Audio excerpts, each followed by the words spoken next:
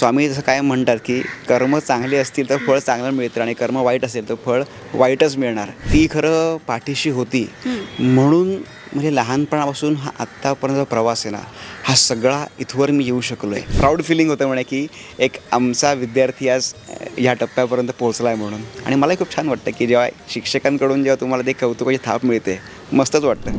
नमस्कार, मी अंकिता शिंदे. इट्स मज्जामध्ये तुम्हा सगळ्यांचं स्वागत. आज मी आली आहे जय जय स्वामी समर्थ या मालिकेच्या सेटवर आणि माझ्यासोबत आहे आपल्या सगळ्यांचेच लाडके आणि आवडते अक्षयजी. कसे आहात? मी मस्त. तुम्ही कशा आहात? मस्त. बरं, खूप सुंदर प्रवास सुरू आहे मालिकेचा. मालिकेबद्दल तुम्ही एकूणच काय सांगाल आणि आता जो ट्रॅक सुरू आहे सुखदेव यांचा, तुम्ही भक्तांना मदत करणार आहात, सो त्या ट्रॅकबद्दल काही सांगायला आवडेल का?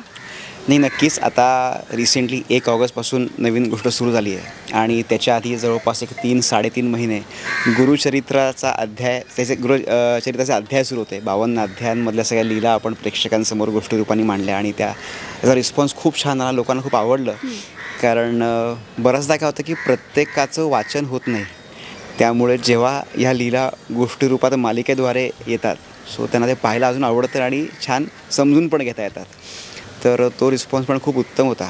आणि त्यानंतर आता 1 ऑगस्टपासून एक नवीन गोष्ट सुरू झाली आहे. सुखदेव आणि यशवंत ही सगळी फॅमिली आहे आणि हे तेच आहे की एक सावकार आणि जो गावातली एक अशी व्यक्ती की जी गोरगरिबांवरती अत्याचार करते आहे आणि मग लबाडीने मग कधी जमीनच नावावर करून घेणं असेल किंवा त्यांना फायनान्शियलीच काही त्रास देणं असेल, स्वतःचं वर्चस्व कायम टिकवण्याकरता आणि एक लोभापायी अत्याचार सुरू आहेत. पण स्वामी जसं कायम म्हणतात की कर्म चांगले असतील तर फळ चांगलं मिळतं आणि कर्म वाईट असेल तर फळ वाईटच मिळणार. त्यामुळे स्वामी ठामपणे भक्तांना पाठीशी उभे आहेत आणि सावकाराचं काय होणार, कसं होणार, कधी होणार हे तर योग्य वेळ आली की कळेलच ते. अगदीच. आता तुम्ही गुरूंबद्दल म्हणालात, तुम्ही मालिकेतून स्वामींची भूमिका साकारून प्रेक्षकांना खूप चांगले सल्ले म्हणा किंवा त्यांना खूप चांगल्या गोष्टी कळतात. पण खऱ्या आयुष्यात अक्षयजींचा असा कोणी गुरु आहे का किंवा असं कोणी आहे का ज्यांच्याकडून तुम्ही सल्ले घेता, ज्यांना विचारता गोष्टी? तर काय ना, म्हणजे आपण असं एक नाही सांगता येत. मग म्हणजे बरीच जण असतात आपल्या आयुष्यामध्ये. मोठा वाटा असेल तुमच्या करिअरमध्ये किंवा तुमच्या लाईफमध्ये? माझ्या आयुष्यामध्ये खरं तर मी आहे ना, म्हणजे फार मोठा वाटा आहे. म्हणजे मला आजीला मी कायम म्हणजे ते क्रेडिट देईन. मी कोण आहे क्रेडिट देणारा, म्हणजे कारण ती खरं पाठीशी होती म्हणून म्हणजे लहानपणापासून हा आत्तापर्यंतचा प्रवास आहे ना, हा सगळा इथवर मी येऊ शकलो आहे. आणि ती कायम पाठीशी असायची. म्हणजे मी तर म्हणेन की असं म्हणतात की स्वामी म्हणतात की भिऊ नकोस, मी तुझ्या पाठीशी आहे. तर माझ्याकरता ती होती स्वामी रूपामध्ये, जी कायम मला हे म्हणत आले की भिऊ नकोस, म्हणजे आहे मी, चल कर, तुला काय करायचं आहे. तिने असं कधी अडवलं नाही तर असं कुठल्या ह्याच्याकरता आणि चांगल्या गोष्टींना कायम सपोर्ट केला. मग ते अगदी म्हणजे माझा जॉब सोडून ह्या क्षेत्रामध्ये येणं असेल किंवा प्रत्येकच गोष्टीमध्ये, त्यामुळे तिचा खूप मेजर सपोर्ट होता. आणि आता रिसेंटली म्हणजे एक काही महिन्यांपूर्वीच ती गेली. सो त्यामुळे मी ते फार जरा मला ते म्हणजे ते एक ती पोकळी निर्माण झाली आहे खरं तर, की आता कोणाला विचारायचं, हे फार एक मोठं हे आहे. पण फार मिस करतो मी आणि खूप आठवणी आहेत. म्हणजे त्यात काय, तुम्ही आत्ता ते बोलणार मला इतक्या सगळ्या त्या रिकलेक्ट व्हायला लागल्यात ना लहानपणापासूनच्या आत्तापर्यंतच्या. पण मी तिला म्हणेन आजी शिकवण जी तुमच्या कायम सगळ्याच आहेत. म्हणजे तुम्ही आता श्रावणी सोमवार म्हणालात ना आत्ता, तर त्याच्यावर मला आठवलं की माझं सगळं बालपण एकतर नाशिकला गेलं माझं पूर्णच. आणि लहानपणापासून मी आजी आजोबांकडेच वाढलो आहे मी. त्यामुळे श्रावणी सोमवार मला अजून आठवतं, दर सोमवारी सोळं नेसून आमच्या घराजवळ कपालेश्वर मंदिर आहे शंकराचं. तर दर सोमवारी सोळं नेसून मी कपालेश्वर जायचो आणि आत गाभाऱ्यात जाऊन अभिषेक करायचो न विसरता. आणि मग घरी यायचं, मग छान परत दिवसभर आपलं खिचडी वगैरे सगळा फराळ वगैरे करायचा आणि मजा असायची. म्हणजे ह्या संस्कार आहेत ना बेसिकली, या बारीक छोट्या गोष्टी असतात की म्हणजे पंचवटीत राहायचो आम्ही नाशिकमध्ये. त्यामुळे तिकडे आज प्रदोष आहे, आज चतुर्थी आहे, आज काय आहे, प्रत्येक गोष्ट कळायची. मग त्या प्रत्येक गोष्टीचं महत्त्व काय असतं ती सांगायची ते, की अरे हे असं असतं म्हणून आपण अशा गोष्टी करतो. किंवा मला अजून हेही आठवतं, लहानपणी ना आम्हाला दररोज संध्याकाळी 5 वाजता नाशिकला काळाराम मंदिर आहे, मोठं मंदिर एकदम, आम्हाला ती मंदिरात घेऊन जायची. रोज मंदिरात आम्ही संध्याकाळी. मग मंदिरात गेलं, दर्शन घेतलं की ती बसायची आणि मी आणि भाऊ वगैरे आम्ही पकडापकडी खेळायचो आतमध्ये. तर त्या इतक्या आठवणी आहेत ना आता, म्हणजे अजून पण मी कधी घरी गेलो, नाशिकला गेलो की मी जातो सगळ्या ठिकाणी. आणि मग आता मी काय करतो, तर मनू आहे माझी छोटी पुतणी आहे, ती 4 वर्षांची. मग मी ना तिला घेऊन फिरतो सगळ्या ठिकाणी. म्हणजे जे आजी आजोबांनी मला सांगितलं होतं ना, सो मला असं वाटलं की मी ते तिला सांगावं. आणि ज्या गोष्टी मला कळल्यात किंवा जे काही संस्कार एक माझ्यावर घडले त्यांच्याकडून, सो तिच्यावर पण घडावेत. सो असा एक प्रयत्न असतो, मजा असते. पण अगदीच खूप छान आठवणी आहेत तुमच्या आणि नाशिकमध्ये असल्यामुळे तर अजूनच छान आहेत. पण आता त्या मिस करतात का, किंवा मुंबईत असल्यामुळे किंवा शहरात असल्यामुळे ते सगळं सुटत जातं किंवा कामानिमित्त तसा वेळही मिळत नाही, तर हे सगळं मग मॅनेज कसं करता? नाही, मिस करतोच, पण मग काय महिन्यातून 1-2 दिवस काढायचे आणि मग जायचं घरी. मग गेलं की मग काय मग सगळ्या गोष्टी. पण मी म्हटलं ना की आता काय, आता उलट मी घरी गेलं की तर मग एक गोष्ट मी खूप जास्त मिस करतो, म्हणजे की आजी आता नाही आहे, त्यामुळे ती एक गोष्ट माझी आठवणी फार त्या सगळ्या डोळ्यासमोर यायला लागतात.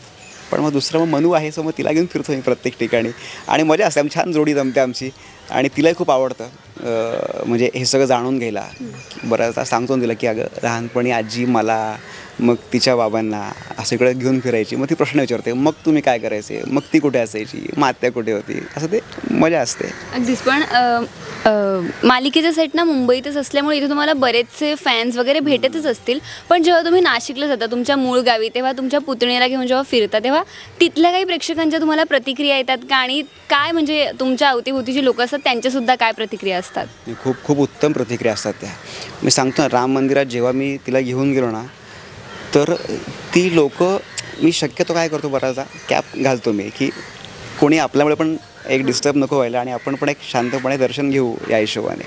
पण जेव्हा एखाद्या व्यक्तीला कळतं की स्वामींची भूमिका करणारे अक्षय जे आहेत ते आहेत, मग एक व्यक्ती आली की करत करत करत करत सगळे जमा होतात मग ते.